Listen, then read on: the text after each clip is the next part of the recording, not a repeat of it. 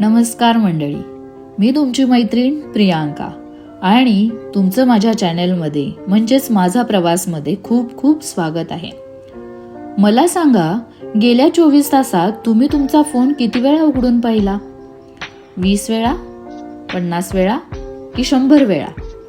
आजच्या जगात आपला मोबाईल आपला मित्र आहे की आपला मालक?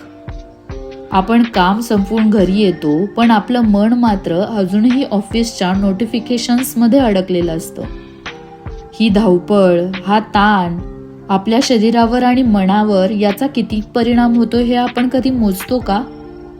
आज आपण एका अशा गुंतवणुकीबद्दल बोलणार आहोत जी तुम्हाला करोडपती नाही करणार, पण तुम्हाला तुमच्या आयुष्यातील सर्वात मोठी संपत्ती म्हणजे शांतता आणि वेळ नक्कीच मिळवून देईल.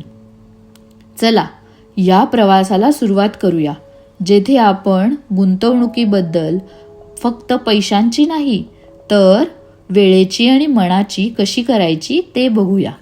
आजकालचा ट्रेंड काय आहे? मी बिझी आहे म्हणजे मी यशस्वी आहे, नाही का? सकाळपासून रात्रीपर्यंत आपण धावत राहतो. प्रोडक्टिव्हिटी, उत्पादकता हा शब्द आपण देवासमान मानतो.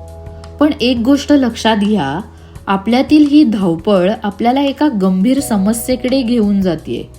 ती म्हणजे सायलेंट बर्नआउट. म्हणजे आपण थकलोय पण आपल्याला हे मान्य करायचंच नाहीये. आपण म्हणतो मला वर्क लाईफ बॅलन्स हवाय, पण जेव्हा आपण घरी येतो तेव्हा आपला मेंदू ऑफिसच्या मेललाच उत्तर लिहित असतो. काय सोपं आहे. सीमा आखणे, सेटिंग बाउंड्रीज. संध्याकाळी 7 नंतर ऑफिसच्या मेल्सना नो म्हणा, कामाच्या वेळी सोशल मीडियाला नो म्हणा आणि सर्वात मोठी गुंतवणूक म्हणजे आपल्यासाठी नो म्हणण्याची हिंमत दाखवा. हीच आहे. कारण तुम्ही तुमच्या वेळेला महत्त्व दिल्याशिवाय जगातील कोणीही देणार नाही. लक्षात ठेवा, जास्त काम करणं म्हणजे जास्त चांगलं काम करणं नसतं. योग्य वेळी थांबा आणि श्वास घ्या. एका रिसर्चनुसार आपण दिवसातून सरासरी 4 तास आपल्या फोनवर घालवतो. हे 4 तास जर आपण स्वतःला दिले तर आयुष्यात किती बदल होईल? आजचा ट्रेंडिंग टॉपिक आहे डिजिटल संन्यास. डिजिटल संन्यास म्हणजे फोन फेकून देणं नाही. याचा अर्थ आहे फोनचा वापर उद्देशपूर्वक म्हणजे पर्पजफुली करणे. यासाठी सोपे फक्त 3 नियम पाळा. पहिला नियम म्हणजे नो फोन झोन. सकाळी उठल्यावर पहिला 1 तास आणि रात्री झोपण्यापूर्वी शेवटचा 1 तास फोनला बेडरूमच्या बाहेर ठेवा किंवा जवळ ठेवू नका. यावेळी तुमचे मन शांत राहील. दुसरा नियम म्हणजे नोटिफिकेशन्स कंट्रोल. तुम्हाला कोणत्या ॲप्सची खरंच गरज आहे? अनावश्यक ॲप्सचे नोटिफिकेशन बंद करा. जगातील प्रत्येक गोष्टीचं नॉलेज तुम्हाला असण्याची गरज नाही. आणि तिसरा नियम म्हणजे 1 काम आणि 1 वेळ. जेवण करताना, कुटुंबाशी बोलताना, चालताना, फिरताना फोन बाजूला ठेवा आणि वर्तमान क्षणात जगायला शिका. जेव्हा तुमचा फोन तुमच्या हातात नसतो तेव्हा तुमच्या मनात काय चाललेलं आहे हे तुम्हाला सहज स्पष्टपणे कळण्याची सुरुवात होते. आपण बँकेत दर महिन्याला पैसे जमा करतो कारण भविष्यात ते वाढावेत.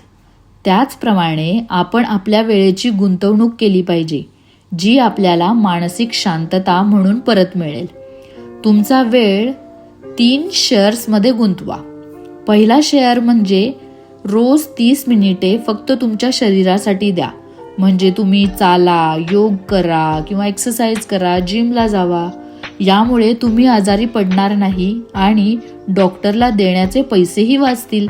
हीच झाली प्रत्यक्ष बचत. दुसरा शेअर म्हणजे आठवड्यातून एकदा फोन शिवाय फक्त कुटुंबासोबत गप्पा मारा.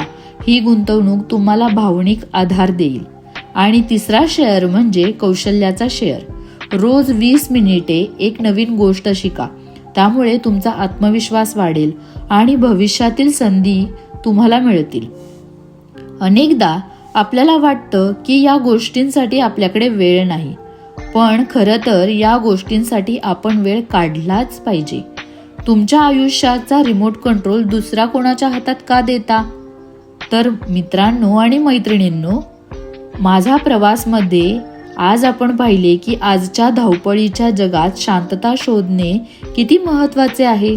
शांतता ही कोणतीही लक्झरी नाही, ती मूलभूत गरज आहे.